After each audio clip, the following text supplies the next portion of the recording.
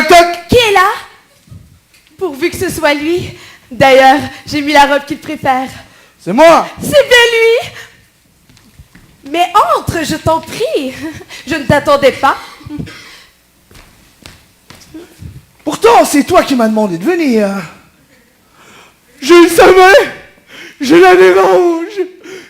Se peut-il que ce soit fini? Oui, bon, enfin, disons simplement que j'avais oublié. Il se sentait obligé de venir. Voilà qui est évident. Oh, peut-être n'avait-il pas envie de me voir? Se peut-il que ce soit fini? Ah! Mais assieds-toi, très cher. Je t'en prie. Ah!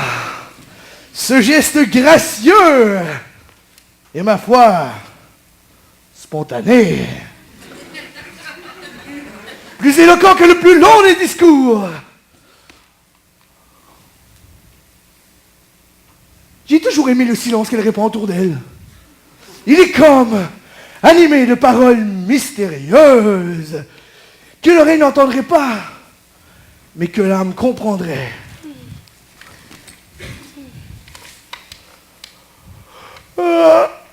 Il se tait, le malheureux. Ah, j'ai toujours détesté le silence qu'il répand autour de lui. Il est comme animé de paroles mystérieuses que l'oreille n'entendrait pas et que l'âme non plus d'ailleurs. Ah, merci pour cette chaise. Mais ça me fait plaisir. Cette chaise était sûrement préparée pour quelqu'un d'autre que moi.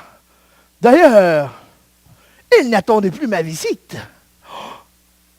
De toute manière, pourquoi il ne s'assoit pas, elle?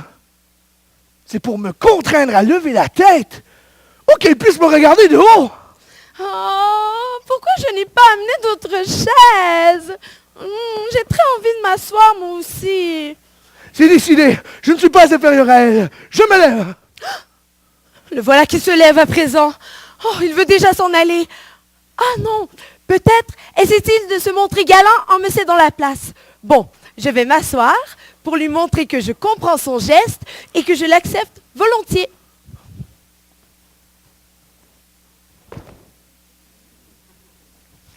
Mais que fait-elle?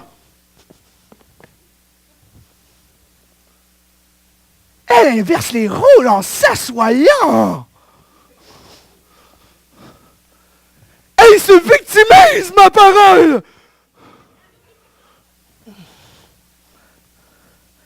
Elle veut me donner le mauvais rôle en s'assoyant pour ensuite me reprocher mon soi-disant complexe de supériorité. Oh, le voilà qui a l'air contrarié à présent. Oh, ah, peut-être avait-il l'intention de s'asseoir. Bon, je me lève. Ça y est! Elle a changé d'idée! Elle veut utiliser la force! Ça y est, il se détourne de moi. Oh, je lui inspire du dégoût. Pire, que dis-je, de la répulsion.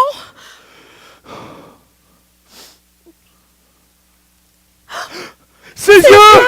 Ce regard! Il ne m'aime plus. Elle ne m'aime plus! Et c'est de ma faute! Tu disais? Moi, rien! Ah, bon, je croyais que... Oh, c'est-à-dire? Quoi donc? Peu de choses. Mais encore... Presque rien. Ah, vraiment? Oui, vraiment. D'ailleurs, je t'écrirai. Puis cette lettre ne jamais parvenir à destination et féconder les gouffres de l'oubli, cependant que j'irai dans les sabres d'Australie à la recherche d'un trésor moins précieux que celui que je perds. Peut-être, si le cœur m'en dit, te répondrai-je. Ce sera la dernière lettre que j'aurai adressée à ce monde avant d'ensevelir dans un couvent ma jeunesse désespérée. Au revoir, Alice. Le boulanger pétrit la pâte, les cuillères montent à cheval, le navigateur fait le point, les cheminées fument, le soleil nuit. Et moi, je dois dire adieu à la jeune fille que j'aime. Au revoir.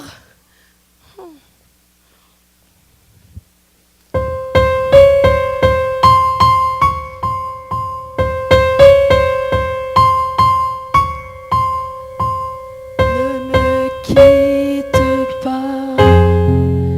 Il faut oublier, tout peut s'oublier, qui s'en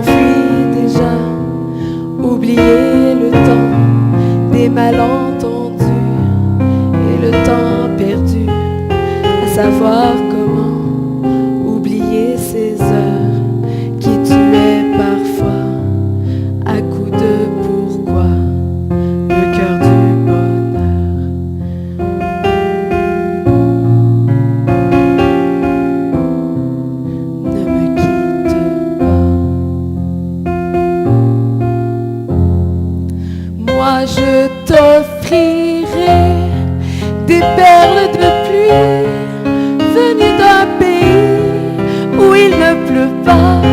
Je creuserai la terre jusqu'après ma mort pour couvrir ton corps d'or et de lumière. Je ferai un domaine où l'amour sera roi, où l'amour sera loi et où je serai reine.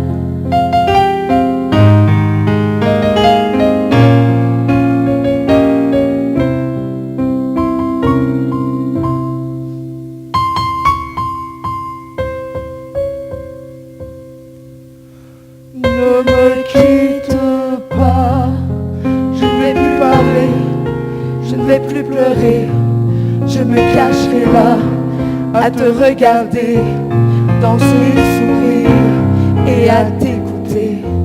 Laisse-moi puérile, laisse-moi devenir l'ombre de